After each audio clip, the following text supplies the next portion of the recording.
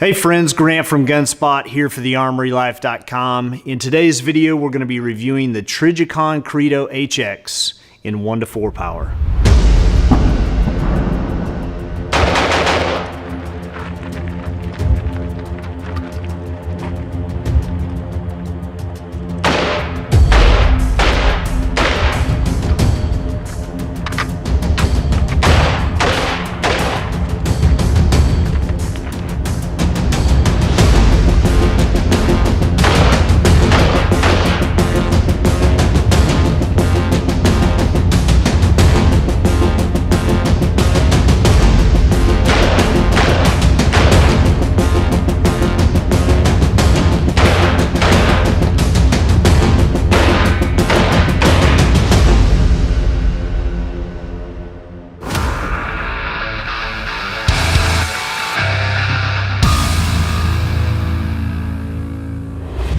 Before we get back to Grant and talking about using the scope, I'm going to cover some of the specs and the features of this scope. The Trijicon Credo HX 1-4 is a second focal plane scope that is 10.5 inches long, 2.7 inches wide, 1.9 inches high, and has a 30mm tube. The objective size of this LPVO is 24mm. The reticle is a duplex reticle that can illuminate with a red color, with 10 total settings thanks to a CR2032 battery. One battery will provide this scope with 68 hours of constant battery life. The scope adjusts for both windage and elevation and quarter MOA adjustments with a total of 100 MOA of travel. The eye relief is 2.6 to 3.9 inches at 100 yards. Your field of view on low power is 95 feet and 24 feet on the high power. The housing is 6061 aircraft grade aluminum, and this scope weighs 17.2 ounces, which equals out to be 1.07 pounds. To put this into perspective, the Trijicon MRO weighs 0.25 pounds, so the scope is around 3/4 of a pound heavier than the MRO. If you bumped up to the 1-8 HX Credo, the weight will jump to 1.6 pounds. This is the first LPVO that I have got my hands on. I've been wanting to kind of stick my toe into the LPVO carbine market for a while, and I'm probably going to be spoiled right off the bat because of the quality in this optic. I found it to be, as is typical of Trijicon, a very clear and crisp image all the way to the edges. This particular model has a just plain Jane duplex reticle, which in my opinion is a nice segue for someone like myself who has not run an LPVO on a carbine rifle before.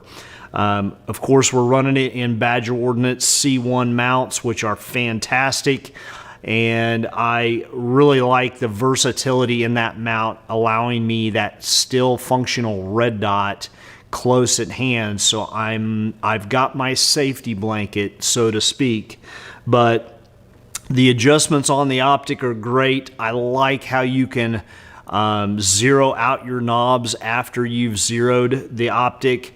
No tools are required for that. Of course, there's multiple brightness settings for that fast acquisition red dot or red reticle option in this.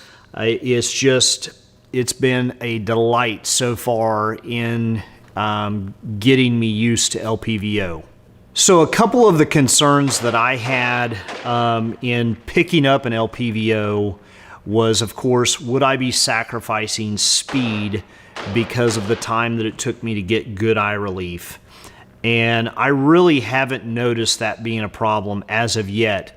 Keep in mind, I've only had about a day's worth of use on this optic, but right off the bat, I'm finding myself picking up the reticle without scope shadow being present in 1-2 power at close range. Of course, longer range, 3 and 4 power, not having struggles there, but it was very user friendly in my opinion thus far. While I found the adjustment to be really smooth, not overly tight like I've seen in cheaper optics. But this particular throw lever, that is a great feature, I just wish it was slightly longer, especially where my torquing nuts come into play. When it's down at 1 power, my finger has a hard time getting in between and getting that leverage quickly. So I wish it was slightly longer so that I could get on it a little bit faster. It's not terrible, but it just could be a smidge longer for my taste.